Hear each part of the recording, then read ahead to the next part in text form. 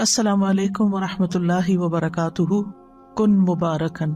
کل ہم نے برکت کا معنی اور مفہوم پڑھا کہ کچھ جگہوں میں برکت ہوتی ہے، کچھ زمانوں میں اوقات میں برکت ہوتی ہے، کچھ چیزوں میں برکت ہوتی ہے، کچھ لوگوں کے اندر برکت ہوتی ہے، اور پھر ہم نے بابرکت بننے کے لیے جو ضروری کام کرنے چاہیے، ضروری اقدامات کرنے چاہیے، ان کو شروع کیا تھا۔ اور اس میں سے پہلا قدم ہم نے پڑھا کہ برکت اللہ کی طرف سے ہوتی ہے۔ آج ہم انشاءاللہ شروع کریں گے کہ اللہ تعالیٰ کسی انسان میں کس طرح برکت پیدا کر دیتا ہے۔ اللہ سبحانہ وتعالیٰ نے مسیح علیہ السلام کے بارے میں فرمایا تھا، اس نے کہا بے شک میں اللہ کا بندہ ہوں، اس نے مجھے کتاب دی اور مجھے نبی بنایا اور مجھے بابرکت بنایا جہاں بھی میں ہوں، جہاں بھی جاؤں، گھر میں ہوں یا گھر سے باہر ہوں، اور مجھے نماز اور زکوٰۃ کی وصیت کی جب تک میں زندہ رہوں۔ تو اللہ سبحانہ تعالیٰ نے کچھ لوگوں کو بابرکت بنایا، ان میں برکت اتاری۔ اللہ سبحانہ تعالیٰ کی برکت حاصل کرنے کے لیے ہمیں کیا کرنا چاہیے؟ سوال یہ پیدا ہوتا ہے کہ اللہ کی برکت کیا ہے، یعنی جو بندوں میں آتی ہے تو اس کا اثر کیا ہوتا ہے، اس کا نتیجہ کیا ہوتا ہے؟ شیخ ابن عثیمین کہتے ہیں کہ جب اللہ تعالیٰ کسی انسان کی اس چیز میں برکت نازل کر دیتا ہے جو اس کو عطا کی گئی ہوتی ہے، جیسے مال ہے، اولاد ہے، گھر ہے، گاڑی ہے، علم ہے، تو اس کا تھوڑا بھی اس کے لیے بہت زیادہ ہو جاتا ہے۔ اور جب برکت چھین لی جاتی ہے تو بہت ساری چیزیں بھی، ڈھیروں مقدار بھی قلیل ہو جاتی ہیں، تھوڑی ہو جاتی ہیں۔ کتنے ہی انسان ہیں کہ اللہ تعالیٰ ان کے ہاتھوں پر کم دنوں میں ہی بہت زیادہ برکت ڈال دیتے ہیں، یعنی تھوڑے دنوں میں وہ بڑے بڑے کام کر جاتے ہیں، تھوڑی سی زندگی میں بھی بڑے بڑے کام ان سے سرزد ہو جاتے ہیں۔ اور دوسرا انسان اسی کام کو، اتنے ہی اماؤنٹ کے کام کو بہت زیادہ دنوں میں بھی نہیں کر پاتا۔ کتنے ہی انسان ایسے ہیں کہ ان کے پاس دولت کم ہوتی ہے لیکن وہ اپنے گھر میں خوشحال ہوتے ہیں کیونکہ اللہ نے ان کے مال میں برکت ڈال دی ہوتی ہے۔ اور کتنے ہی لوگ ایسے ہیں جن کے پاس ملینز ہوتے ہیں لیکن وہ خوش نہیں ہوتے، ان کی ضروریات پوری ہی نہیں ہوتی۔ اس بارے میں مجھے کسی نے قصہ سنایا کہ ایک امام صاحب تھے، ان کی تھوڑی سی تنخواہ تھی، تو ان سے کسی نے پوچھا کہ تم اتنے کم پیسوں میں کیسے گزارا کرتے ہو؟ ان کا کہ الحمدللہ ہمارا گزارا ہو جاتا ہے اور میں اس پر اللہ کا بڑا شکر گزار ہوں۔ میں ایک چھوٹی سی مثال دیتا ہوں کہ پچھلے 18 سال سے میرے گھر کا ایک بلب بھی فیوز نہیں ہوا، ایک لائٹ بھی خراب نہیں۔ اس کو برکت کہتے ہیں کہ آپ کا پیسہ ضائع نہیں ہوتا، نقصان میں نہیں جاتا، بیماری میں نہیں جاتا، ٹوٹ پھوٹ میں نہیں جاتا۔ اور کچھ لوگ ہیں کہ ان کے پاس بہت ہے لیکن اسی حساب سے نکلتا بھی ویسے ہی ہے اور زیادہ بھی پورا نہیں پڑتا، کمی کا ہی شکار رہتے ہیں، کمی کو روتے رہتے ہیں۔ تو کئی چیزوں میں برکت ہوتی ہے، مثلاً علم میں برکت۔ جس شخص کو اللہ تعالیٰ علم میں برکت عطا کرتے ہیں وہ علم کے اعتبار سے مبارک ہوتا ہے، تو وہ جس مجلس میں بھی بیٹھتا ہے لوگ اس کے علم سے فائدہ اٹھاتے ہیں۔ اور اسی طرح اس شخص کے اندر بھی علم کو پہنچانے کا شوق ہوتا ہے، وہ ہر طریقے سے علم کو نشر کرتا ہے، علم کو عام کرتا ہے۔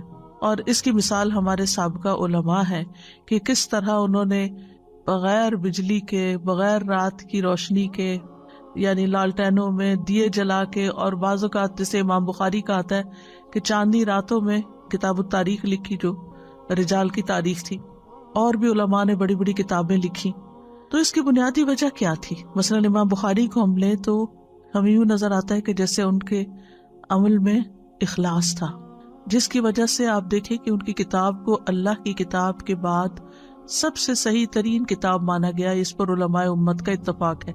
اور پھر اتنے 100 سال بعد آج بھی مسلمانوں کے گھروں کی بھی زینت ہے اور لائبریریوں کی بھی، اور لوگ اس کو پڑھتے ہیں۔ تو جب انسان کسی کام میں خلوص اختیار کرتا ہے، اللہ کے لیے کرتا ہے، تو اللہ تعالیٰ اس کے کام کو اس کے مرنے کے بعد بھی باقی رکھتا ہے۔ اسی طرح انسان کے اخلاق میں برکت کیا ہوتی ہے کہ انسان فراخ دل ہوتا ہے، سچا ہوتا ہے، نرم مزاج ہوتا ہے، اور لوگ اس کے اخلاق کی تعریف کرتے ہیں، جو اس سے ملتا ہے خوش ہو جاتا ہے۔ اسی طرح انسان کے چھوٹے چھوٹے کاموں میں بھی برکت ہو جاتی ہے، اس کے اعمال کے نتائج کے اعتبار سے۔ بعض اوقات انسان ایک چھوٹی سی ایفرٹ کرتا ہے، چھوٹا سا مشورہ کسی کو دے دیتا ہے کہ اچھا تم یہ کاروبار کر لو، وہ بچہ اس کاروبار میں لگ جاتا ہے اور وہ بہت کامیاب ہو جاتا ہے۔ اب اس شخص نے تو ایک چھوٹا سا مشورہ دیا، لیکن خلوص کے ساتھ دیا، خیرخواہی کے ساتھ دیا، محبت کے ساتھ دیا، اور وہ اتنا فلرش کر گیا اور اس سے اتنے سارے لوگوں کو فائدہ پہنچا۔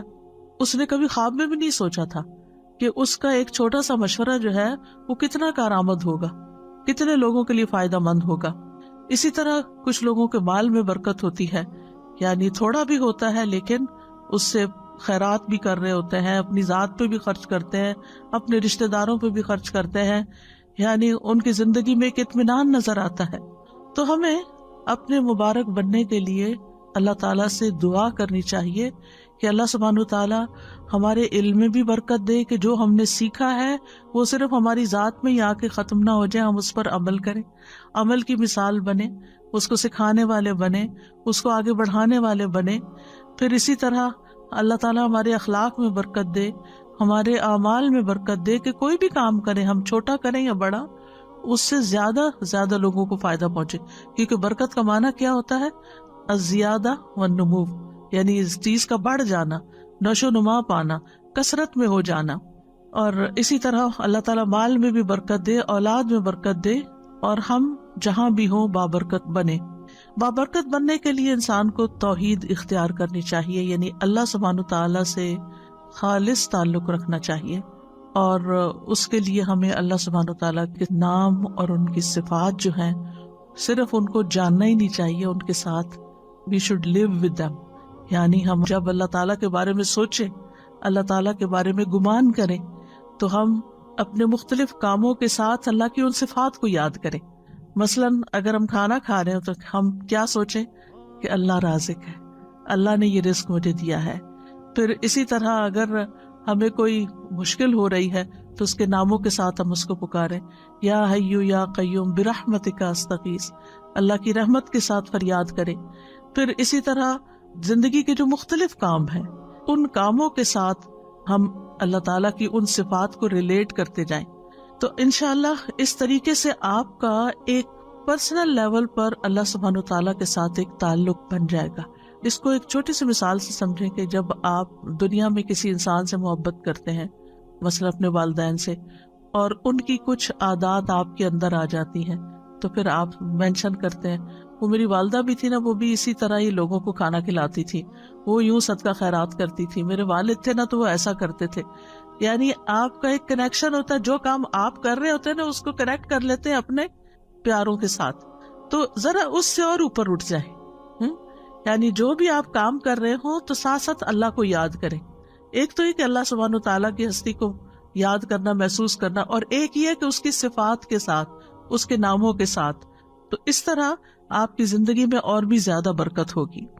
اور جتنا آپ اللہ سبحانہ تعالیٰ کے لیے خالص ہوتے جائیں گے، اتنا آپ کے دل سے دنیا کے غم اور دنیا کی ہرس اور دنیا کی جو کمی کمزوری ہے، وہ آپ کو جو پریشان کرتی ہے، وہ آپ کے دل سے نکلتی چلی جائے گی۔ آپ رزق کے معاملے میں صرف اللہ پہ ڈیپینڈ کریں گے کہ اللہ رازق ہے، اور اس کے علاوہ لوگوں سے آپ کی ایکسپیکٹیشن نہیں رہے گی۔ اور جب لوگوں سے ایکسپیکٹیشن نہیں رہے گی تو پھر آپ کے اندر وہ لوگوں کی طرف سے اگر کوئی کمی بیشی ہوتی ہے تو کوئی غم اور دکھ بھی نہیں ہوگا، اور کسی چیز پر کوئی لالچ بھی نہیں ہوگا کہ اس کے پاس اتنا ہے، نہ آپ کسی سے حسد کریں گے، کیونکہ آپ کو پتا ہے کہ اصل تو رازق اللہ، اصل تو سورس اس کے پاس ہے۔ مجھے لوگوں سے کیا لینا دینا کہ میں ان کا دیکھ کے جلوں یا ان کے اوپر حسد کروں یا ان سے ناراض ہوں کہ ان کے پاس اتنا ہے تو مجھے کیوں نہیں دیتے اور میرا خیال کیوں نہیں رکھتے۔ نہیں، مجھے تو دینے والا اللہ ہے۔ اور جب اللہ پر انسان ڈیپینڈ کرتا ہے تو پھر اس کے دل سے یہ فکر نکل جاتی ہے، اور وہ دیکھتا ہے کہ چڑیوں، پرندوں، چیونٹیوں تک کو وہ رزق دیتا ہے، پتھر کے کیڑوں کو وہ رزق دیتا ہے، تو کیا وہ مجھے نہیں دے گا؟ اور اسی طرح دیگر صفات میں بھی، یعنی اس سے آپ کے دل سے ہرس اور لالچ بھی نکل جائے گی، اور لوگوں کے ساتھ بدگمانی اور لوگوں کے ساتھ گلے شکوے اور لوگوں کی پھر غیبتیں اور یہ ساری چیزیں بھی آپ کے اندر سے نکل جائے گی۔ پھر اسی طرح ایک اور چیز ہے بابرکت بننے کے لیے کہ اپنے رب کو راضی رکھیں، اس کی اطاعت کر کے اور اس کی نافرمانی کے کام چھوڑ کر۔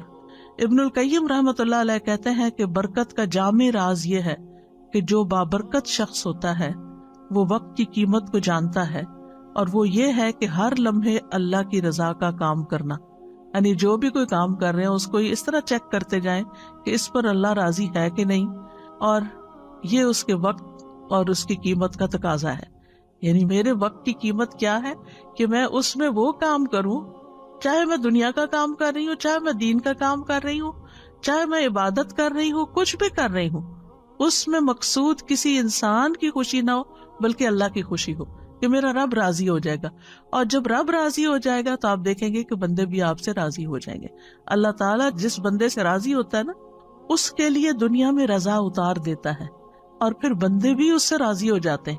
لیکن اگر اللہ راضی نہیں ہے تو پھر لوگوں کو آپ کتنا بھی راضی کرنے کی کوشش کریں، اللہ کو بھول کر چھوڑ کر، تو وہ راضی نہیں ہو سکتے. پھر اسی طرح یہ ہے کہ جب انسان اللہ کو راضی کرنے کے لیے کوشش کرتا ہے تو پھر وہ لوگوں کی تعریف کو منتظر نہیں رہتا کہ کون مجھے پوچھتا ہے، کون مجھے اپریشیٹ کرتا ہے، کون میرے لیے بڑی بڑی باتیں کرتا ہے. اور پھر انسان کو اس بات کی فکر لگ جاتی ہے کہ اللہ کی نگاہ میں میرا مقام کیا ہے اور میری وہاں بھی قبولیت ہے یا نہیں. اس کو اپنے اعمال میں قبولیت کی فکر ہو جاتی ہے، نہ کہ لوگوں کی تعریف کی، کیونکہ ساری دنیا بھی اگر اس کی تعریف کرنے لگے اور اگر اللہ تعالیٰ اس سے راضی نہیں تو ایسے شخص کی زندگی میں کوئی خوشی نہیں ہو سکتی. پھر اسی طرح جو مبارک انسان ہوتا ہے وہ ہر چیز کو اس نقطہ نظر سے دیکھتا ہے کہ اس کے ذریعے میں اللہ تک کیسے پہنچوں، اس کے ذریعے میں اللہ تک کیسے پہنچوں. مثلاً اگر وہ کسی کی خدمت کرتا ہے تو وہ یہ سوچ کے کرتا ہے، چاہے گھر والوں کے لیے کھانا پکاتے ہیں آپ، ان کے لیے کلیننگ کرتے ہیں، ان کے لیے سارے جو بھی گھر کے کام کاج ہوتے ان کے اوپر احسان کرتے ہوئے نہ کریں، یہ سوچ کے کریں کہ اس سے میرا رب راضی ہوتا ہے اور اس سے آپ کی تھکاوٹ بھی ختم ہو جائے گی. یہ میں اپنے رب کی خوشی کے لیے کر رہی ہوں، میں صرف شوہر کی خوشی کے لیے نہیں کر رہی. شوہر تو خود ہی خوش ہو جائے گا اگر میرا رب خوش ہوا، رب راضی ہوگا تو یہ بھی ہو جائے گا. تو میری فکر ہونی چاہیے رب کو راضی کرنے کی. تو چاہے وہ گھر والے ہوں، چاہے وہ کام کاج ہو، چاہے وہ مال ہو، چاہے وہ علم ہو، ذہانت، ہر چیز کو، جیسے ایک بزنس مین ہوتا ہے نا تو وہ ہر چیز میں دیکھتا ہے کہ اس چیز سے کیسے بزنس کیا جا سکتا ہے اور اس چیز سے کہاں سے پروفٹ کمایا جا سکتا ہے. تو جو ایک مومن بندہ ہوتا ہے وہ ہر وقت یہ سوچتا ہے اس چیز سے میں اپنی آخرت کیسے کما سکتا ہوں، اس لمحے اس وقت میں کون سا کام کروں کہ جس سے میرا رب راضی ہو جائے گا. اب مثال کے طور پہ کبھی آپ کے حصے میں ایسا کام ہوتا ہے، مثلاً دعوت کر لیا آپ نے اور گھر میں لوگوں کو بلا لیا اور آپ کے اوپر سارا کام آ گیا، چاہے آپ کیٹرنگ کرا رہے ہیں، چاہے آپ کچھ بھی کر رہے ہیں، لیکن صرف گھر کی سیٹنگ اور لوگوں کو ویلکم کرنا اور پوچھنا، اور چاہے آپ ڈسپوزیبل یوز کر رہے ہیں لیکن پھر بھی آپ تک ٹوٹ جاتے ہیں. اگر یہ سب کچھ اللہ کی رضا کے لیے تھا تو اس کے بعد آپ کو ایسا سرور اور ایسی خوشی نصیب ہوگی. اور اگر لوگوں کی تعریف کے لیے تھا تو آپ کے دماغ میں شیطان یہ خیال ڈالے گا وہ تو شکریہ بھی نہیں بول کے گیا، اس نے تو ایسا میرے ساتھ رویہ کیا اور وہ تو یہ کر رہا تھا، اور وہ جانے کے بعد آپ اور زیادہ ٹوٹیں گے کیونکہ جس مقصد کے لیے آپ نے وہ دعوت کی تھی وہ تو پورا ہی کوئی نہ ہوا. لیکن اگر اللہ کو راضی کرنے کے لیے کہ لوگوں کو کھانا کھلانا ثواب کا کام ہے، لوگوں کو اکٹھا کرنا، ملانا، آپس میں بٹھانا، ان کو ویلکم کرنا، تو آپ دیکھیں گے کہ یہی چیز آپ کے لیے برکتوں کا باعث بن جائے گی اور آپ کے لیے خوشی کا باعث بنے. یعنی گویا دوسرے لفظوں میں قل ان صلاتی و نسکی و محیای و مماتی للہ رب العالمین، یہ بابرکت انسان کا قول ہوتا ہے کہ وہ اللہ کے لیے جیتا اور مرتا ہے اور اپنی ساری ذمہ داریاں صرف اللہ کی رضا کی خاطر پوری کرتا ہے، کہ بحیثیت بیوی کے، بحیثیت بیٹی کے، بحیثیت ماں کے، بحیثیت ایک ہمسائی کے، بحیثیت ایک طالب علم کے، بحیثیت ایک ٹیچر کے، میری رسپانسبلٹیز کیا ہیں اور میں ان کو کیوں ادا کروں. اور اگر وہ اللہ کے لیے کرتا ہے، اللہ کو راضی کرنے کے لیے وہ رسپانسبلٹیز پوری کر رہا ہے، تو اللہ سبحانہ وتعالیٰ اس سے جب راضی ہوگا تو اس کے سارے کام درست کر دے گا، اس کی زندگی وقت ہر چیز میں برکت ڈال دے گا.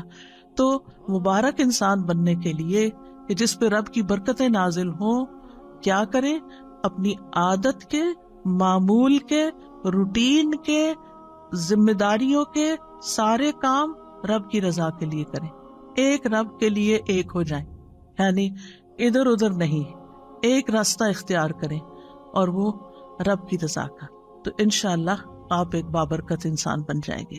پھر بابرکت انسان جو ہوتا ہے وہ اپنے دل کے اوپر کبھی بھروسہ نہیں کرتا، کیونکہ دل الٹ پلٹ ہونے والی چیز ہے.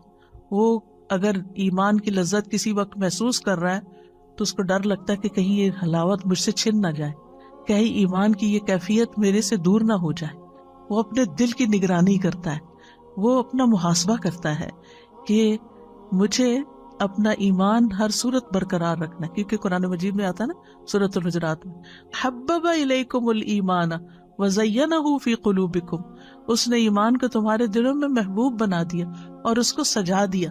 تو وہ اس خوشی کو جو اندر محسوس کرتا ہے ایمان کی، وہ اس کو کسی قیمت پر کھونا نہیں چاہتا اور دل کے پلٹنے سے خوف کھاتا ہے، اور اسی لیے دعا کرتا ہے ربنا لا تزغ قلوبنا بعد اذ ہدیتنا وہب لنا من لدنک رحمہ انک انت الوہاب، اور یا مقلب القلوب ثبت قلبی علی دینک۔ پھر اسی طرح اگلی بات یہ ہے کہ بابرکت بننے کے لیے وہ بابرکت لوگوں جیسے کام کرتا ہے۔ یہ موٹے موٹے نکات اگر آپ نوٹ کر لیں گے نا اپنے پاس، تو انشاءاللہ کبھی ریویژن میں آپ کو یہ چیزیں یاد آئیں گی تو پھر دوبارہ سے انسان ان چیزوں کو کرنے لگتا ہے۔ یعنی بابرکت بننے کے لیے بابرکت لوگوں جیسے اعمال، جیسے ہم نے دیکھا کہ انبیاء میں اللہ تعالیٰ نے برکت رکھی، نبی صلی اللہ علیہ وسلم میں برکت رکھی، اور اسی طرح آپ کے جو ساتھی تھے صحابہ کرام، ان کے اندر اللہ سبحانہ تعالیٰ نے برکت رکھی۔ تو وہ کیا کام کرتے تھے؟ مثلاً موسیٰ علیہ السلام کے بارے میں اللہ سبحانہ تعالیٰ فرماتے ہیں وَاذْكُرْ فِي الْكِتَابِ مُوسَىٰ إِنَّهُ كَانَ مُخْلَصًا وَكَانَ رَسُولًا نَبِيًّا، کتاب میں موسیٰ کا ذکر کیجئے، یقیناً وہ خالص کیا ہوا تھا، یعنی اخلاص تھا ان کے اندر، اور ایسا رسول جو نبی تھا۔ تفسیر سعدی میں ہے موسیٰ علیہ السلام اپنے تمام اعمال، اقوال اور نیت میں اللہ تعالیٰ کے لیے مخلص تھے۔ وہ بابرکت تھے نا، تو ان جیسا کام کیا کرنا ہے کہ اپنے قول، فعل، نیت میں خالص ہونا ہے، کیونکہ اعمال کی قبولیت کی شرط ہی کیا ہے؟ انما الاعمال بالنیات۔ پھر اسی طرح یہ ہے کہ بابرکت انسان لوگوں سے تعریف نہیں چاہتا اور اس کو کام کر کے فخر نہیں ہوتا، بلکہ اس کی قبولیت کی دعا کرتا ہے۔ جیسے ابراہیم علیہ السلام نے اور اسماعیل علیہ السلام نے کعبہ تعمیر کیا، اللہ کا گھر، اور اس کے بعد کیا دعا کی؟ وَإِذْ يَرْفَعُ إِبْرَاهِيمُ الْقَوَاعِدَ مِنَ الْبَيْتِ وَإِسْمَاعِيلُ رَبَّنَا تَقَبَّلْ مِنَّا إِنَّكَ أَنْتَ السَّمِيعُ الْعَلِيمُ۔ پھر بابرکت شخص کے نزدیک لوگوں کے شکریہ کی کوئی قیمت نہیں ہوتی کہ کوئی شکریہ ادا کرے، نہ اسے انتظار ہوتا ہے، اور اگر کوئی کرے یا نہ کرے اس کے لیے برابر ہوتا ہے، یعنی کسی نے کیا تب بھی ٹھیک ہے اور اگر نہیں کیا تب بھی ٹھیک ہے، کوئی بات نہیں، ہم نے تو اللہ تعالیٰ کے لیے کیا تھا۔ جیسے سورۃ الانسان میں آتا ہے وَيُطْعِمُونَ الطَّعَامَ عَلَىٰ حُبِّهِ مِسْكِينًا وَيَتِيمًا وَأَسِيرًا إِنَّمَا نُطْعِمُكُمْ لِوَجْهِ اللَّهِ لَا نُرِيدُ مِنكُمْ جَزَاءً وَلَا شُكُورًا۔ وہ کھانا کھلاتے ہیں اس کی محبت میں، اللہ کی محبت میں، مسکین، یتیم، قیدی کو، اور کہتے ہیں ہم تو صرف اللہ کے چہرے کی خاطر تمہیں کھلا رہے ہیں، نہ تم سے کوئی بدلہ چاہتا ہے نہ شکریہ چاہتے ہیں۔ مسکین کیا بدلہ دے سکتا ہے؟ مسکین تو بدلہ نہیں دے سکتا، لیکن وہ شکریہ ادا کرتا ہے، اس کو یہ فکر ہوتی ہے کہ اگر میں نے شکریہ ادا نہ کیا تو یہ دوبارہ نہیں آئے گا، تو وہ شکریہ ادا کرتا ہے۔ تو وہ کہتے ہیں نہیں، ہمیں شکریہ بھی نہیں چاہیے۔ اسی طرح بابرکت انسان جو ہے نا، اس کو لوگوں کے تانوں کی بھی پرواہ نہیں ہوتی، وہ اپنا کام جاری رکھتا ہے، کوئی خوش ہو، کوئی ناراض ہو، کوئی ٹانٹ کرے، کوئی تنقید کرے، کرٹیسائز کرے، کچھ بھی کرے، ملامت کرنے والے کی ملامت سے نہیں ڈرتا، نیک کام کرتے ہوئے اچھا کام کرتے، کیونکہ جو لوگ ملامت سے ڈرتے ہیں وہ کبھی آگے نہیں بڑھ سکتے۔ آپ نے ایک اچھا کام کیا، لوگوں نے باتیں بنائی، اب آپ پیچھے ہی بیٹھ گئے، وہیں ٹوس ہو گئے کہ لوگ خوشی نہیں ہے میں جو بھی کرتا ہوں، تو آپ کام ہی چھوڑ دیتے۔ نہیں، آپ نے اگر اللہ کی خاطر ایک اچھا کام شروع کیا تھا تو دنیا ادھر سے ادھر ہو جائے، آپ اس کو نہیں چھوڑیں گے، آپ اس کو کرتے رہیں گے، کیونکہ قرآن مجید میں اللہ سبحانہ وتعالیٰ نے ایمان والوں کی کیا صفت بیان کی ہے؟ وَلَا يَخَافُونَ لَوْمَةَ لَائِمٍ، کہ وہ ملامت کرنے والوں کی ملامت سے نہیں ڈرتے۔ ذَلِكَ فَضْلُ اللَّهِ يُؤْتِيهِ مَن يَشَاءُ، یہ اللہ کا فضل ہے، جس کو چاہتا ہے عطا کرتا ہے۔ وَاللَّهُ وَاسِعٌ عَلِيمٌ، اور اللہ وسعت والا، سب کچھ جاننے والا ہے۔ بابرکت انسان نیک اعمال کو اللہ کی توفیق سمجھتا ہے، اللہ کی توفیق سمجھتا ہے کہ یہ اللہ نے مجھے کرنے کا موقع دیا ہے، اور اس پر وہ خوش ہوتا ہے۔ وہ یہ نہیں کہتا کہ یہ میری طاقت ہے، میری ذہانت ہے، میری لیاقت ہے، میری قابلیت ہے، نہیں، یہ تو میرے رب کی عنایت ہے کہ اس نے مجھے ہمت دی۔ میں بیمار بھی ہو سکتا تھا، میں اپاہج بھی ہو سکتا تھا، میں کسی اور کام میں مصروف ہو سکتا تھا، آپ دیکھیں کہ بعض اوقات لوگ اچھے اچھے کام کرنا چاہتے ہیں لیکن ان کے اندر ہمت ہی نہیں ہوتی، بیماری کی وجہ سے یا غم کی وجہ سے یا ڈپریشن کی وجہ سے یا وسائل نہ ہونے کی وجہ سے۔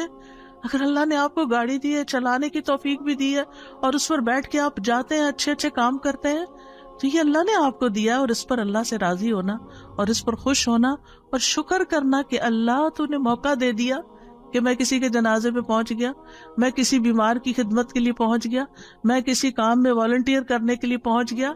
تو وہ نہ کسی پہ احسان جتاتے، نہ تعریف چاہتے، نہ شکریہ چاہتے ہیں، بلکہ اور شکر گزار ہوتے ہیں کہ میرے رب نے مجھے یہ توفیق عطا کی ہے۔ اور اسی طرح جیسے کہ ہم دیکھتے ہیں سورۃ ہود میں آتا ہے نا کہ پیغمبر نے کہا کہ میں ان ارید الا الاصلاح ما استطعت، کہ میں تو اصلاح ہی کرنا چاہتا ہوں جتنی میری ہمت ہے، وما توفیقی الا باللہ، مجھے اس کام کی صرف توفیق اللہ ہی دیتا ہے، علیہ توکلت و الیہ انیب، اسی پر میرا بھروسہ ہے اور اسی کی طرف میں رجوع کرتا ہوں۔ اسی لیے جو مبارک انسان ہوتا ہے اس کے منہ پر لا حول ولا قوت الا باللہ ہوتا ہے کہ یہ ساری توفیق اللہ ہی نے مجھے دی ہے، نہ کسی چیز کو پھیرنے کی قوت ہے اور نہ ہی کسی کام کے کرنے کی قوت ہے، لا حول ولا قوت الا باللہ۔ اور پھر آپ دیکھیں کہ جب اذان کے حی علی الصلاۃ اور حی علی الفلاح کے جواب میں ہم کہتے ہیں لا حول ولا قوت الا باللہ، تو اس کا کیا مطلب ہوتا ہے کہ اللہ ہی کی دی ہوئی توفیق سے ہم نماز کی طرف بڑھ سکتے ہیں، اللہ کی دی ہوئی توفیق سے ہی ہم کامیابی کی طرف بڑھ سکتے ہیں۔ پانچویں چیز یہ ہے کہ مبارک شخص لوگوں کو خیر پہنچاتا رہتا ہے، لوگوں کو بھی بابرکت بناتا ہے، یعنی وہ صرف اپنے لیے برکتیں نہیں سمیٹتا بلکہ دوسروں کی ہیلپ کرتا ہے کہ وہ بھی مبارک بن جائیں، اور اس کے لیے وہ لوگوں کو خیر کی تعلیم دیتا ہے۔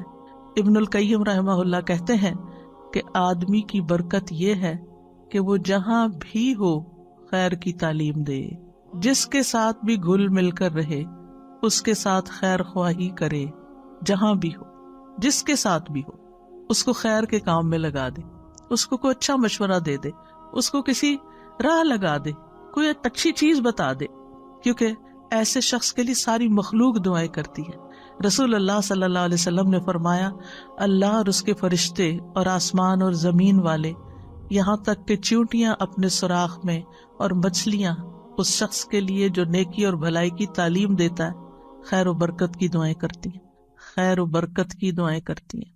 لا یصلون علی معلم الناس الخیر، اس سے بڑھ کر اور کیا چاہیے؟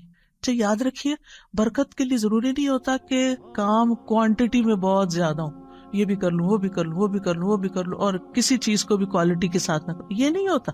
برکت میں چھوٹا سا کام بھی جو آپ نے اخلاص کے ساتھ کیا ہے، اچھے طریقے سے کیا ہے، خوبصورتی کے ساتھ کیا ہے، اس کا کہیں زیادہ نتیجہ بڑا نکل سکتا ہے بنسبت اس کے کہ بہت سارے کام کر کے، تو ہماری امی کہتی تھی چگل کے رکھ دیے۔ پتہ نہیں آپ نے یہ لفظ کبھی سنا کہ نہیں، یعنی چگل کے رکھ دیے مطلب یہ ہے کہ کوئی اس میں کوالٹی نہیں ہے اور کوئی خوبصورتی نہیں اس کے اندر۔ تو اس لیے جب یہ بات ہوتی ہے نا کہ خیر کی بات بتانے والے کے لیے مچھلیاں دعائیں کرتی ہیں اور ساری چیونٹیاں اور یہ سب دعائیں کرنے لگتے ہیں، اور اگر یہ ساری مخلوق دعائیں کرنے لگے تو پھر ہم کتنے خوش قسمت ہو جائیں۔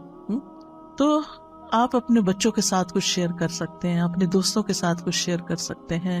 مثلاً آپ کو ایک لیکچر آج سنا ہے، اس میں سے صرف ایک بات آپ کو یاد رہے گی، اونلی ون۔ گھر گئے آپ نے سوچا کیا سن کے، مجھے تو کچھ یاد ہی نہیں آ رہا کیا سنا تھا، تو بس ہاں یہ یاد رہا ہے مجھے، مثلاً ایک کو یہ بات، تو آپ اپنی بیٹی کو فون کرتے ہیں، اپنے بھائی کو کرتے ہیں، کسی کو کہ آج میں نے یہ اچھی بات سیکھی ہے تو میرا دل چاہ رہا ہے تم سے بھی شیئر کر دوں۔ دیکھیں ہم سب کے الحمدللہ بہت سارے رشتے دار ہیں، بہت سارے دوست ہیں، اور ضروری نہیں کہ ایک ہی بندے کے پیچھے روز پڑ جائیں، کبھی کسی کو، کبھی کسی کو، کبھی کسی کو۔ اس سے کیا ہوگا کہ کبھی کبھی پھر کسی کو بات سننے کو ملے گی، اور اس کے ساتھ اگر الحمدللہ اگر روز بھی موقع اپنے بچوں کو بٹھا کے سکھانے کا ملتا ہے تو انشاءاللہ گھر میں بھی برکت ہوگی، کیونکہ علم کی مجلس جو ہے گھر کے اندر بھی ہو تو وہ ایز اے فیملی بھی اگر آپ بیٹھ کے، چاہے میاں بیوی بیٹھ کے دو لوگ پڑھ رہے ہیں کوئی چیز، تو وہاں بھی برکت نازل ہوتی ہے۔ ابن قیم کہتے ہیں کہ فائدہ پہنچانے والا شخص ہی بابرکت ہوتا ہے، جو چیز سب سے زیادہ فائدہ پہنچاتی ہے وہ سب سے زیادہ بابرکت ہوتی ہے، اور لوگوں میں سے بابرکت انسان وہ ہے جو جہاں بھی جاتا ہے اس سے فائدہ اٹھایا جاتا ہے. سبحان اللہ. ہم نے اس بات کو شیطانی اثر میں کتنا غلط رنگ دیا ہوا ہے کہ لوگ مجھے یوز کرتے ہیں. سبحان اللہ. یعنی کہ میں لوگوں کو یوز نہیں کرنے دوں گی. اللہ کی خاطر یوز ہو جائے تو اس سے بڑی خوش قسمتی کیا ہے. کر لیں یوز. آپ کو آپ اپنی خوش قسمتی سمجھیں کہ آپ کسی کام کے ہیں, آپ فائدہ پہنچا سکتے ہیں. آپ کی جگہ کوئی اور نہیں ہے, وہ آپ ہیں کہ جس سے لوگ فائدہ اٹھاتے ہیں. اس پر اللہ کا شکر ادا کریں اور خوش ہو جائیں اور سمجھتے ہوئے. بعض اوقات یہ ہوتا ہے نا, لوگ اس میں انڈر لائن مسکرا بھی رہے ہوتے ہیں کہ اچھا اس سے بے وقوف بناؤ اس کو, اور آپ کو سمجھ آ رہی ہوتی ہے کہ یہ آپ کو بے وقوف سمجھ رہے ہیں, تو کوئی بات نہیں, جو مرضی سمجھے. وہ کل میں نے کہا تھا نا کہ اخلاق کے 10 درجوں میں سے 9 جو ہے وہ تغافل سے تعلق رکھتے ہیں. اگنور کرنا, سنی انسنی کر دینا, دل پہ نہ لینا, معاف کر دینا, جانے دینا, جواب نہ دینا. دیکھ گھر میں لڑائی فساد کیوں ہوتا ہے؟ کسی نے ایک چھوٹی سی بات کی, ہم نے اس سے 2 سنائی, وہ لڑائی شروع ہو گئی. اگر کسی نے 1 سنائی ہے, چاہے آپ کو کتنی بھی کڑوی لگی ہے, آپ جواب نہیں دیتے تو لڑائی تو نہیں بڑھے گی, فساد تو نہیں ہوگا. تو اگر دوسرا شخص غلط کر رہا ہے تو آپ بھی اچھا نہیں کر رہے. اس نے آگ لگائی, آپ نے تیل ڈالا, اور اگر آپ نے تیل ڈالا تو نتیجہ کیا نکلا؟ بہت بڑا الاؤ بھڑک اٹھا. لیکن جو شخص سن کے چپ کر جاتا ہے, ادھر سے ادھر نکل جاتا ہے, اگنور کر دیتا ہے, تغافل کر دیتا ہے, جیسے اس کو پتہ ہی نہیں چلا, بے وقوف ہے وہ, تو کیا فرق پڑتا ہے؟ آپ ہیں تو نہیں نا, آپ کو تو اپنا خود پتا ہے کہ آپ نہیں ہیں. لیکن اگر دوسرے کی ناسمجھی ہے تو وہ اس کی ناسمجھی ہے. بعض اوقات لگتا ہے کہ لوگ پھر میرے اوپر چڑھائی نہ کر دیں یا مجھے یہ نہ سمجھیں کہ مجھے کوئی جواب نہیں دینا آتا, تو ہم تابڑ توڑ جواب دیے چلے جاتے ہیں اور بحث کہیں ختم ہی نہیں ہوتی. اور اس میں بعض اوقات پھر ناراضگیاں بھی ہو جاتی ہیں, غصہ بھی ہو جاتا ہے, بد اخلاقی بھی ہو جاتی ہے. تو ہم مبارک تو نہ رہے. ہم کہیں گئے, اس گھر میں لڑ جھگڑ کے نکل آئے, ہم کوئی مبارک انسان ہے؟ کسی کو خوشی دے کر آئے یا کسی کو تکلیف دے کے آئے؟ لیکن بات کہاں سے شروع ہوتی ہے؟ کسی کی چھوٹی سی بات سے. اور بعض اوقات کوئی بیمار ہوتا ہے, کوئی بوڑھا ہوتا ہے, کوئی بچہ ہوتا ہے, کوئی ناسمجھ ہوتا ہے, کوئی بے وقوف ہوتا ہے, وہ تو اپنی بے وقوفی میں کوئی بات کر رہا ہوتا ہے, اور آپ اس سے بڑے بے وقوف بن گئے. آپ نے اس کو سچ سمجھ لیا اور اپنے اوپر لے لیا اور اپنا اتنا بڑا ریاکشن ظاہر کیا اور کیے کرائے پہ پانی پھیر دیا. کیونکہ ہماری لڑائیاں انہیں لوگوں سے ہوتی ہیں جن کے لیے ہم بہت کچھ کر رہے ہوتے ہیں, جن کے لیے ہم بہت زیادہ کر رہے ہوتے ہیں نا. پھر ہماری کیا توقع ہوتی ہے کہ یہ ہمیں ریٹرن کرے, یہ ہماری عزت تو کریں کم از کم, یہ ہمارا شکریہ تو کریں. اور جب وہ نہیں کرتے, اس کی بجائے کو بات سنا دیتے, پھر تو آپ توبہ ہی کریں کہ نتیجہ کیا نکلے گا. پھر اسی طرح بابرکت انسان کی خوبی کیا ہے کہ وہ دوسروں کو بھی نیک کاموں کی ترغیب دیتا ہے, شوق دلاتا ہے. جیسے اللہ سبحانہ وتعالیٰ فرماتے ہیں قرآن مجید میں, یا ایھا النبی حرض المؤمنین علی القتال, اے نبی مومنوں کو قتال پر ابھاریے, یعنی موٹیویٹ دیم. تو یہ نبی صلی اللہ علیہ وسلم کے زمانے میں تھا, اور آپ بھی اور صحابہ بھی, یعنی کہ لوگوں کو ترغیب دیتے تھے اچھے کاموں کی. لیکن اس کے برعکس مشرکین کے بارے میں قرآن کیا فرماتا ہے؟ کلا بل لا تکرمون الیتیم ولا تحاضون علی طعام المسکین, ہرگز ایسا نہیں, بلکہ تم یتیم کی عزت نہیں کرتے اور نہ تم آپس میں مسکین کو کھانا کھلانے کی ترغیب دیتے ہو, ایک دوسرے کو کہتے نہیں ہو. تو اس کا کیا مطلب ہے کہ ایک وہ ہے کہ جو نیکی کی ترغیب دیتا ہے اور ایک وہ جو نہیں دیتا. تو قرآن نے کنڈیم کیا ہے ان لوگوں کو جو نیک کاموں کی ترغیب نہیں دیتے. سورۃ ماؤن میں کیا آتا ہے؟ ولا یحض علی طعام المسکین. اللہ تعالیٰ اس کو کنڈیم کر رہا ہے, کیا کہ وہ مسکین کو کھانا کھلانے کی ترغیب نہیں دیتا, دوسروں کو نہیں کہتا. پھر اسی طرح یہ ہے کہ بعض اوقات ہمارے اپنی وسعت میں کوئی کام کرنا نہیں ہوتا, لیکن ہم دوسرے کو بتا سکتے ہیں کہ دیکھو وہ فلاں جگہ یہ اس کام کی ضرورت ہے, میرے پاس گاڑی نہیں, تم جا سکتی ہو, تم جا کے کر لو. تو آپ نے صرف بتایا. تو الدال علی الخیر کفاعلہ, کسی کو نیکی کے کام کا رستہ دکھانے والا ایسا جیسے اس نے خود کر لیا. اس کی اپنی جینوئن ریزن تھی, کسی وجہ سے نہیں گیا, لیکن اس نے کسی کو فون کر دی. نبی صلی اللہ علیہ وسلم کے پاس کبھی کوئی کچھ لینے کے لیے آتا, مانگنے کے لیے, تو آپ فرماتے کہ اس کی سفارش کرو تاکہ تمہیں بھی اجر مل جائے. سبحان اللہ, یہ ہے برکت نا, مبارک انسان, کہ وہ سارا ثواب خود ہی نہیں لوٹ رہا, وہ کسی اور کو بھی ساتھ شامل کرتا ہے کہ اچھا میں نے تو دینا ہی ہے, جو اللہ چاہے گا اپنے نبی کے ہاتھ سے دلوائے گا, لیکن تم اشفعوا تؤجروا, اس کی شفاعت کرو, سفارش کرو, اجر پاؤ. صرف سفارش کر کے تم اجر پا سکتے ہو. اور ہم ہو تو الٹا منع ہی کرتے, اس کو نہ دیکھنا, یہ روز مانگنے آ جاتا ہے. لیکن یہ کہ نبی صلی اللہ علیہ وسلم تو دینے والوں میں سے تھے. اسی طرح نیک کاموں کی طرف دوسروں کی رہنمائی کر دے. ایک شخص نبی صلی اللہ علیہ وسلم کے پاس سواری مانگنے آیا تو آپ کے پاس سے اسے کوئی سواری نہ ملی جو اسے منزل تک پہنچاتی. آپ نے اسے ایک دوسرے شخص کے پاس بھیج دیا تو اس نے سواری دے دی. اس نے آ کے آپ کو بتایا کہ آپ نے مجھے جو بتایا تھا تو میرا کام ہو گیا. کئی دفعہ ایسے ہوتا ہے نا کہ لوگ واپس تھینک یو کا میسج کرتے ہیں کہ آپ نے وہ بتایا تھا وہ ہو گیا, تو آپ کو کتنی خوشی ہوتی ہے اس وقت. تو آپ صلی اللہ علیہ وسلم نے اس وقت فرمایا بھلائی کی طرف رہنمائی کرنے والا ثواب میں بھلائی کرنے والے کی ہی طرح ہے. سواری اس نے دی, ثواب ان کو بھی ملا کیونکہ انہوں نے راستہ دکھایا تھا, وہاں چلے جاؤ. یعنی کبھی آپ صدقہ نہیں کر سکتے, آپ کے پاس نہیں ہوتا, آپ افورڈ نہیں کر سکتے, یا اس وقت آپ کے پاس نہیں ہوتا تو آپ کسی کو کہہ دیتے کہ دیکھو یہاں صدقہ کر دو. کئی دفعہ ایسے ہوتا ہے نا کہ یوٹیوب پہ تو آج کل بہت فنڈ ریزنگ کے اشتہار آتے, کوئی اسلامی لیکچر لگائے اس کے شروع میں ڈونیٹ کا کچھ, کہیں کوئی اسلامک سینٹر بن رہا ہے, کہیں کوئی روہنگیا میں مسئلہ ہے, کہیں یمن میں لوگوں کو کھانا چاہیے, یعنی ہر جگہ کچھ نہ کچھ. تو کوشش کیا کرے کہ ہر جگہ کچھ نہ کچھ ڈال دے. کہیں کوئی مسجد بن رہی ہے, کہیں کچھ بھی, وہ نہیں آپ کو جانتے لیکن آپ اپنا حصہ ڈال دیا کرے. اچھا اب میرے جیسے جو کریڈٹ کارڈ نہیں ہے کسی کے پاس, تو آپ کسی کو لنک بھیج سکتے ہیں کہ دیکھو یہ میرا خیال ہے بہت اچھا موقع ہے نیکی کرنے کا. اپنے بچوں کو کہیں جو کماتے ہیں ان کو کہیں کہ بیٹا یہ اس میں ڈال دو, ان کو ایڈریس بھیج دیں, کچھ کریں تاکہ اور لوگ بھی اس کام میں شریک ہو جائیں. اب وہ جو بھی کریں گے, چاہے ایک اینٹ وہاں رکھیں گے, وہ آپ کا بھی ثواب اس اینٹ کا مل جائے گا ساتھ. تو ایک دوسرے کو نیکی کے کاموں کی جگہ بتانا جو ہے یہ بھی ایک بہت بڑی نیکی ہے. اور خاص طور پر جب اللہ سبحانہ وتعالیٰ نے آپ کو مال عطا کیا ہو تو اس مال کے اثرات آپ کے اپنے اوپر بھی نظر آنے چاہیے, آپ کے لباس میں, کپڑوں میں, رہن سہن میں. اور اس کے علاوہ دائیں بائیں خرچ بھی کریں, رشتہ داروں کو بھی دیں, غریبوں مسکینوں کو بھی دیں, دوست احباب کو بھی دیں.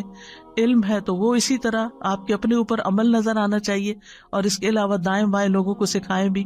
اسی طرح اگر کوئی اللہ نے منصب آپ کو دیا ہے, کہیں آپ کی کوئی بات سنی جاتی ہے اور کچھ لوگ آپ سے سفارش کرانے آتے ہیں, تو اس کو یہ نہ کہے کہ یہ تو روز کا ہی کام بن گیا ہے.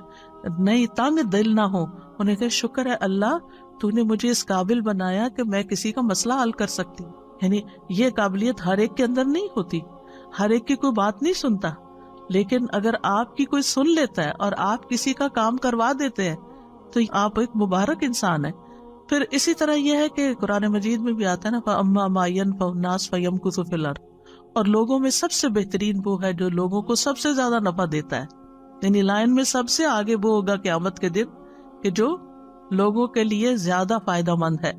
ابن عمر کہتے ہیں ایک آدمی نبی صلی اللہ علیہ وسلم کے پاس آیا اور کہا اللہ کے رسول کون سے لوگ اللہ کو زیادہ پیارے ہیں اور کون سے اعمال اللہ کو زیادہ پسند ہیں؟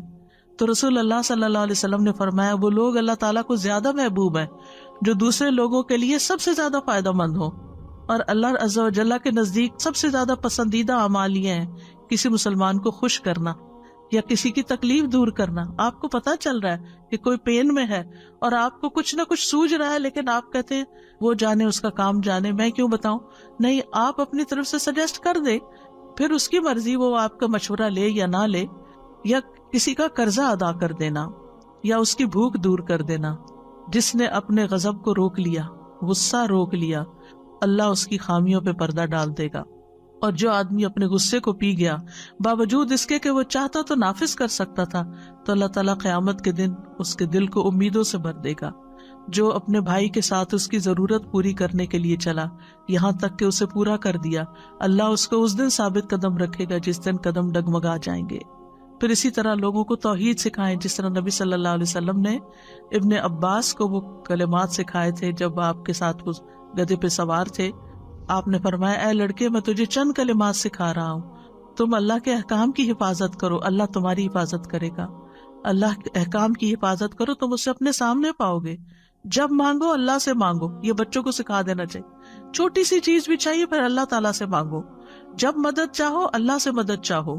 جان رکھو ساری دنیا مل کے تمہیں کوئی فائدہ دینا چاہے نہیں دے سکتے مگر وہ جو اللہ نے تمہارے لیے لکھ دیا, اور سب مل کے نقصان دینا چاہے نہیں دے سکتے مگر وہ جو اللہ نے تمہارے لیے لکھ دیا.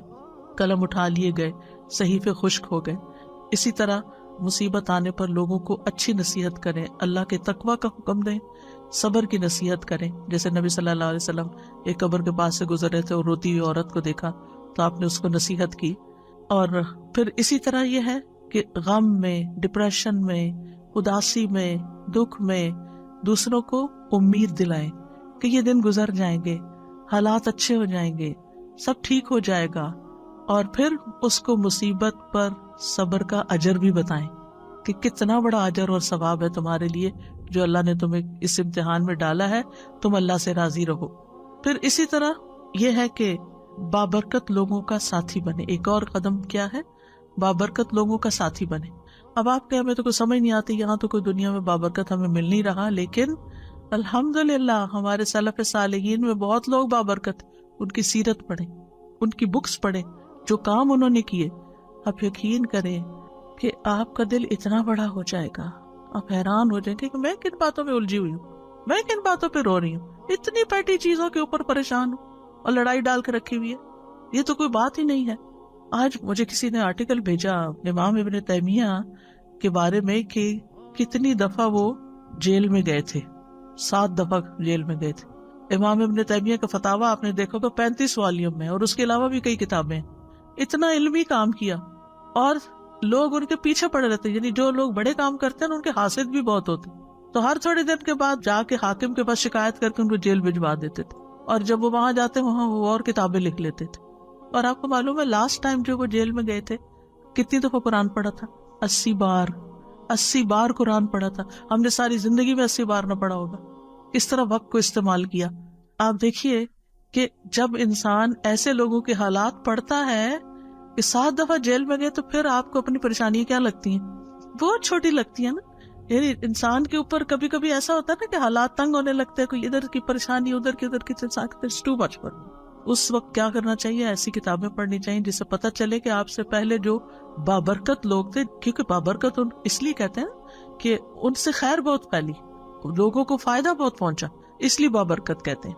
تو ان کی زندگیوں میں کتنی پریشانیاں آئیں، اور انہوں نے کس طرح ان کو جیلا، اور انہوں نے ان کو کچھ نہیں سمجھا اور وہ آگے نکل گئے۔ تو ایسے لوگوں کے حالات زندگی پڑھیں اور ان کے ساتھ رہیں، ایسی کمپنی اختیار کریں، ان کی سیرت اپنائیں، ان سے دلی تعلق رکھیں، ان سے محبت کریں، کیونکہ ایسے لوگوں کی محبت جو ہوتی ہے وہ بھی خوشی دیتی ہے، کیونکہ نیک لوگوں سے محبت عرش کے سائے تلے جگہ دے گی، نور کے ممبروں پہ ہوں گے ایسے لوگ، ایمان کے کامل ہونے کی دلیل ہے۔ اور حدیث قدسی میں آتا ہے جو لوگ میری رضا کی خاطر آپس میں محبت کرتے ہیں ان کے لیے میری محبت واجب ہو جاتی ہے، وجبت محبتی للمتحابین فیہ، جو اللہ کی خاطر محبت کرتے ہیں۔ اچھا، ایک ہوتا ہے نا جس سے ہم انس رکھتے ہیں، اس سے محبت کرتے ہیں، اور اس کو ہم اوپر ٹیگ لگا دیتے ہیں اللہ کی خاطر محبت ہے۔ اس کے برعکس ایک اور انسان ہے، وہ تھوڑا اجنبی ہم سے، لیکن ہے نیک، تو ہمیں اس سے بھی محبت کرنی چاہیے۔ یعنی صرف اس سے محبت نہ کریں جو آپ سے کرتا ہے، آپ یہ دیکھیں کہ جس سے میں محبت کری اس کے اندر کتنی خوبی۔ اب مثلا جو لوگ فوت ہو چکے ہیں ہمارے آباء و اجداد میں سے، پریڈیسیسر سلف صالحین، وہ تو ہمیں نہیں جانتے۔ کیا ابو بکر آپ کو جانتے ہیں؟ بلال رضی اللہ عنہ آپ کو جانتے ہیں؟ نہیں، لیکن ہم ان سے محبت کرتے ہیں اللہ کی خاطر۔ تو جو اللہ کی خاطر کسی سے محبت کرتا ہے بغیر بدلے چاہنے کے کہ مجھے اس سے کچھ ملے، کسی مطلب مقصد لالچ میں نہیں محبت کرتا، بلکہ صرف اللہ کی رضا کے لیے، اس کی نیکی کی وجہ سے، اس کے اچھے اخلاق کی وجہ سے، تو یہ چیز انسان کو بابرکت بناتی ہے، انسان کے اندر پھر وہ ٹریٹس آ جاتے ہیں۔ پھر اسی طرح یہ ہے کہ انسان قیامت کے دن انہی لوگوں کے ساتھ ہوگا جن سے وہ محبت کرتا ہے۔ تو دنیا میں بھی نیک لوگوں کی صحبت کا فائدہ ہے اور آخرت میں بھی۔ امام مالک سے کسی نے پوچھا مجھے ایسا عمل بتائیے جو مجھے جنت میں داخل کر دے، تو انہوں نے کہا صالحین کی محبت کو اپنے اوپر لازم کر لو، ہو سکتا ہے کہ اللہ تعالیٰ ان میں سے کسی کے دل کو جھانکے اور اس میں تمہارا نام لکھا ہو، اور اللہ تمہیں بخش دے اور جنت میں داخل فرما دے۔ یعنی صالحین کی محبت دنیا میں بھی انسان کو نیکی کی طرف لاتی ہے اور آخرت میں بھی انسان کو کامیابی کی طرف لائے گی۔ پھر 7ویں چیز یہ ہے کہ گڑ گڑا کے دعائیں کرنا کہ اللہ برکتیں دے، اللہ کے سامنے عاجزی اختیار کرنا، گریہ وزاری کرنا، جیسے نبی صلی اللہ علیہ وسلم نے غزوہ بدر کے موقع پر کی تھی۔ 8ویں چیز ہے مبارک بننے کے لیے بہت زیادہ شکر گزار ہونا، شکارن رب جعلنی لک شکارن لک ذکارن لک رہابن، یہ شکار ہونے کی جو خصوصیت ہے، ہر چیز پہ شکر، नेमत पे भी शुक्र और तकलीफ पे भी शुक्र, शुक्र ही शुक्र, शुक्र ही शुक्र, शिकवा नहीं, नो कंप्लेंट्स, नो कंप्लेंट्स। जिस हाल में अल्लाह ने रखा है, जो दिया है, जो भी है, हाँ, आप यकीन करें कि जब इंसान की जिंदगी आगे बढ़ती है तो पीछे के हालात को देखता है तो इंसान कहता है शुक्र है अल्हम्दुलिल्लाह कि वो फलां चीज उस वक्त नहीं हुई। उस वक्त तो बहुत बुरा लगता है, लेकिन बाद में इंसान को समझ आती है कि तो अच्छा हुआ था।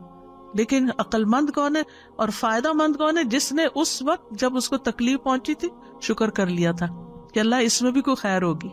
फिर इसी तरह यह है कि बाबरकत इंसान अल्लाह की नेमत को अपनी करामत नहीं समझता, यानी अल्लाह ताला का फजल समझता है।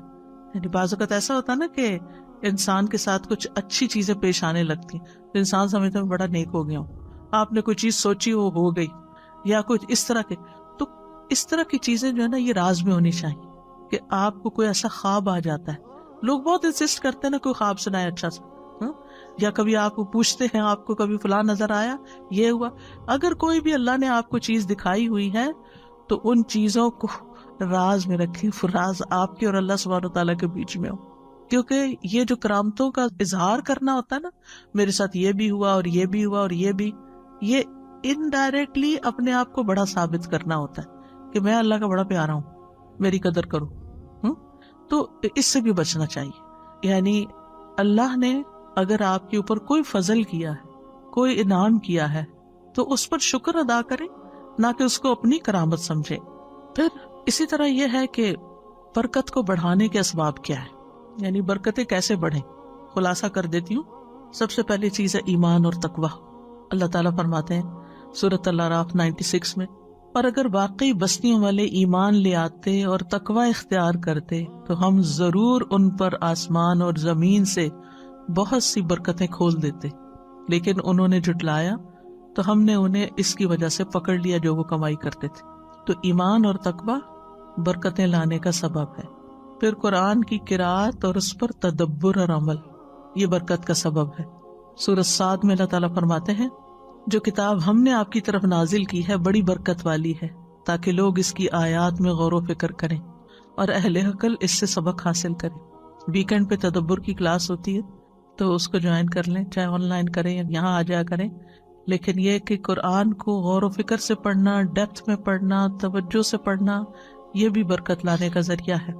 सूरत अल-अनाम में अल्लाह ताला फरमाते हैं, वहादा किताबुन अंज़लनाहु मुबारकुन फत्तबिऊहु वत्तकू लअल्लकुम तुरहमून।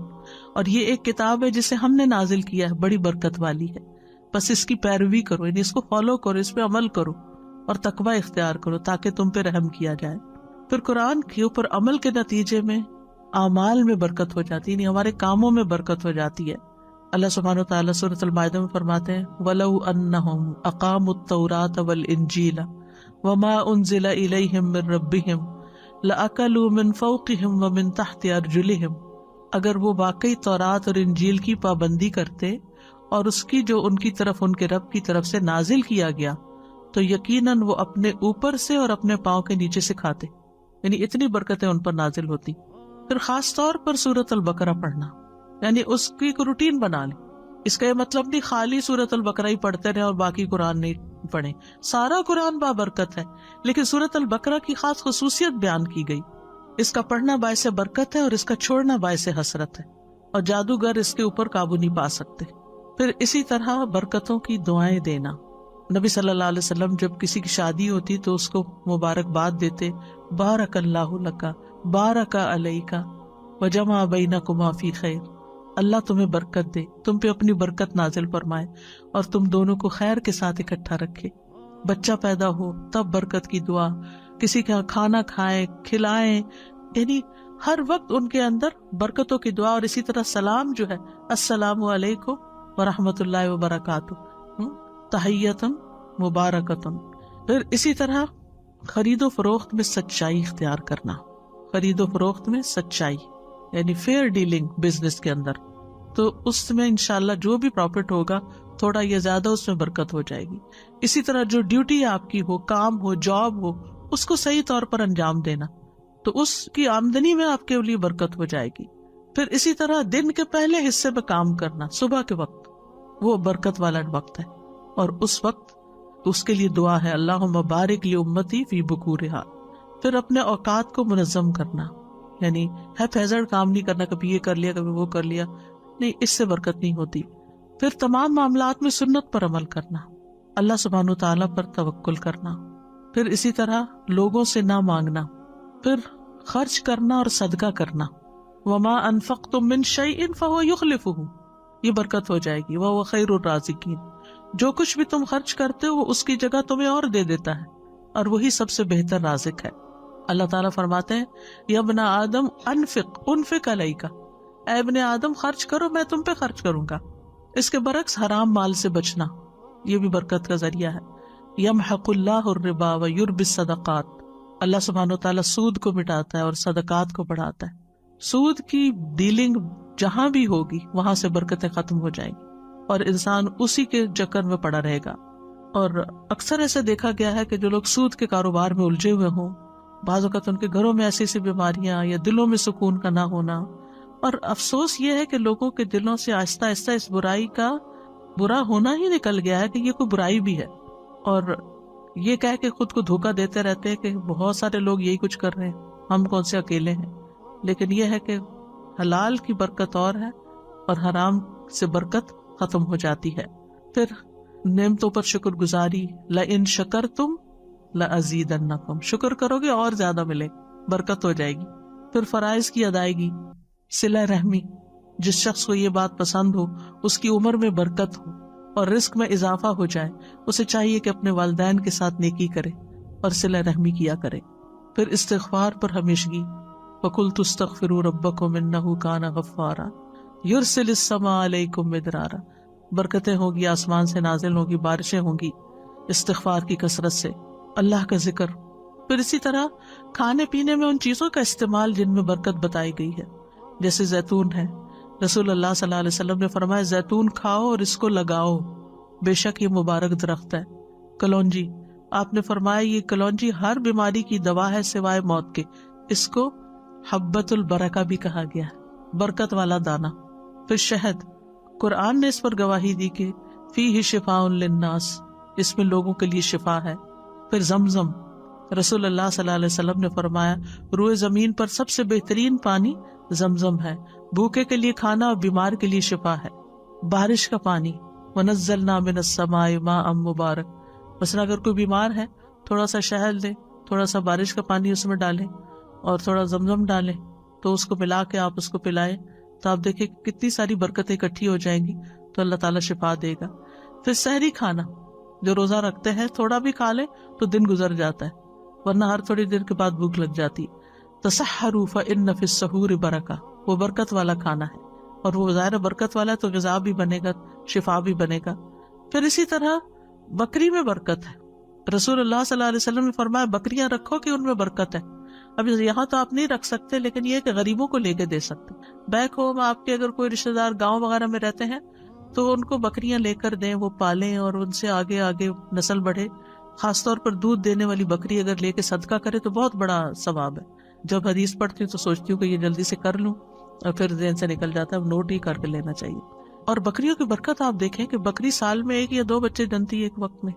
اس کے برعکس کتا جو ہے وہ سال میں 6-7 بچے تک جن دیتا ہے، لیکن کتوں کی تعداد دیکھیں اور بکریوں کی تعداد دیکھیں، بکریوں سے جو فائدہ پہنچتا ہے وہ مخلوق، تو یہ برکت کیوں نظر آتی ہے نا۔ پھر گھوڑے میں برکت، رسول اللہ صلی اللہ علیہ وسلم نے فرمایا گھوڑے کی پیشانی میں برکت بندھی ہوئی ہے۔ پھر اوقات میں برکت، لیلۃ القدر ہے، رات کا آخری حصہ ہے۔ پھر جگہوں میں برکت۔ پھر برکت سے محرومی کی وجوہات کیا ہوتی ہیں؟ اللہ کی خاطر کام نہ کرنا۔ ابن قیم کہتے ہیں جو چیز اللہ کی رضا کے لیے نہ ہو اس کی برکت چھین لی جاتی ہے، یعنی اگر آپ دکھاوے کے کام کر رہے ہیں تو برکت نہیں ہوگی۔ گناہ اور نافرمانیاں برکت سے محرومی کا باعث ہیں۔ پھر نعمتوں کی ناشکری اور ناقدری، اس سے بے برکتی ہوتی ہے، اور ہمیں برکت کے حصول کی دعائیں بھی کرنی چاہیے۔ اللہم الف بین قلوبنا واصلح ذات بیننا واہدنا سبل السلام ونجنا من الظلمات الى النور وجنبنا الفواحش ما ظہر منها وما بطن وبارک لنا فی اسماعنا وابصارنا وقلوبنا وازواجنا وذریاتنا۔ کتنی خوبصورت دعا ہے۔ اے اللہ تو برکت ڈال، کس میں؟ ہمارے کانوں میں، ہماری آنکھوں میں، ہمارے دلوں میں، ہمارے ازواج میں، ہمارے بچوں میں، اور ہماری توبہ قبول فرما۔ پھر اسی طرح اللہ تعالیٰ کی برکت اور رحمت کا سوال جو ہر روز ہم دعائے قنوت میں کرتے ہیں۔ پھر اسی طرح یہ ہے کہ یہ جو دعا ہے، اللہم اقسم لنا من خشیتک ما تحول به بیننا وبین معصیتک، اس میں بھی آتا ہے نا اللہم متعنا باسماعنا وابصارنا وقواتنا وابقیتنا، جب تک ہم زندہ ہوں، واجعلہ وارث منا، یعنی ہمارے وارث بھی بنا دے، بعد میں بھی اس سے فائدہ ہو لوگوں کو۔ ایک اور دعا آپ کرتے تھے، اللہم متعنی بسمعی وبصری واجعلہم الوارث منی وانصرنی علی من یظلمنی وخذ منہ بصاری، اے اللہ مجھے میری سماعت اور بصارت سے فائدہ دے اور انہیں میرا وارث کر دے، اور جو مجھ پر ظلم کرے اس کے خلاف میری مدد فرما اور اس سے میرا بدلہ لے لے، اور دوسروں کو بھی برکت کی دعائیں کرے۔ یعنی اور کچھ نہیں تو بارک اللہ فیک اپنی عادت بنا لے۔ رسول اللہ صلی اللہ علیہ وسلم نے فرمایا، جب کسی کو اپنے بھائی کا وجود یا اس کا کوئی مال پسند آئے تو اس کے لیے برکت کی دعا کرے، کیونکہ نظر لگ جانا برحق ہے۔ پھر سلام کے وقت برکت کی دعا، ملاقات کے وقت، تعارف کے وقت بارک اللہ فیک کا کہنا، پھر نئے بچے کو دعا دینا اور اس میں بھی برکت کے الفاظ آتے ہیں۔ صائب بن یزید کہتے ہیں، میری خالہ مجھے نبی صلی اللہ علیہ وسلم کے پاس لے گئی اور عرض کیا، اللہ کے رسول میرا بھانجا بیمار ہے، تو آپ نے میرے سر پر ہاتھ پھیرا اور میرے لیے برکت کی دعا کی، اور کمانے والے ہاتھ میں برکت کی دعا دینا۔ پھر اسی طرح خادموں کے مال، رزق اور اولاد میں برکت کی دعا، کس طرح حضرت انس رضی اللہ عنہ کو نبی صلی اللہ علیہ وسلم نے برکت کی دعا دی تھی، اللہم اکثر مالہ وولدہ وبارک لہ فیما آتیتہ، اور ان کی زندگی میں اللہ نے ان کو مال، اولاد، ہر چیز میں برکتیں عطا کی تھی۔ ام سلیم کو نبی صلی اللہ علیہ وسلم نے اس رات برکت کی دعا دی تھی جب ان کا بیٹا فوت ہو گیا تھا اور انہوں نے صبر کیا تھا اور اپنے شوہر کے ساتھ حسن سلوک کیا تھا، تو کہتے ہیں کہ ان کا جو بیٹا پیدا ہوا اس کے آگے 10 بیٹے پیدا ہوئے، 10 کے 10 عالم تھے جن سے بے پناہ لوگ فائدہ اٹھاتے تھے، صرف ایک عورت کے صبر کی وجہ سے۔ تو صبر کرنا اور حسن سلوک کرنا کتنی بڑی خیر لاتا ہے، اور اس کے برعکس اگر بیٹا فوت ہو گیا اور رونا دھونا اور شکوے شکایتیں، ساتھ کیا آئے گا؟ کچھ بھی نہیں، جو ہے وہ بھی چلا جائے گا بے برکتی۔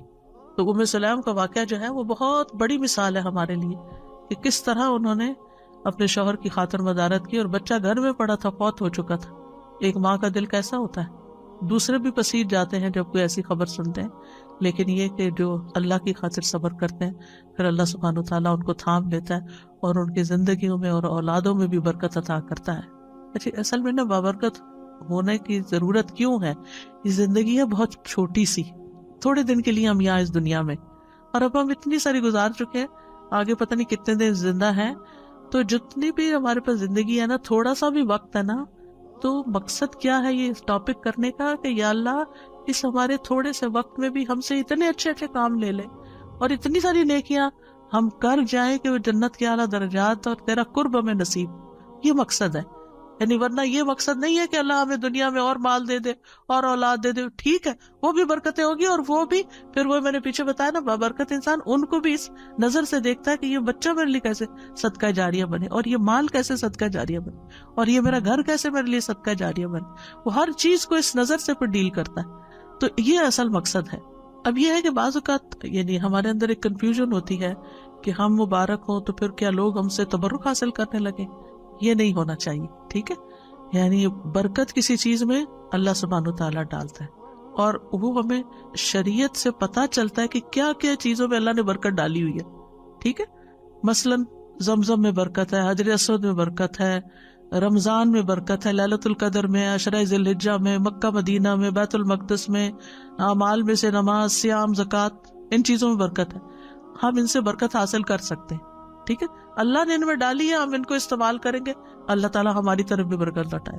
لیکن کسی انسان کو یہ سمجھ کر کہ یہ مبارک انسان ہے اس کو چھونے لگ جائیں، یا یہ کہ اس کے ساتھ خود اپنے آپ کو لگائیں کہ ہمیں بھی برکت آ جائے، یا یہ کہ جیسے خانہ کعبہ کے لوگ غلاف کو سمجھتے ہیں کہ اس سے ہم کو برکت مل جائے گی، یہ کام نہیں کرنے چاہیے۔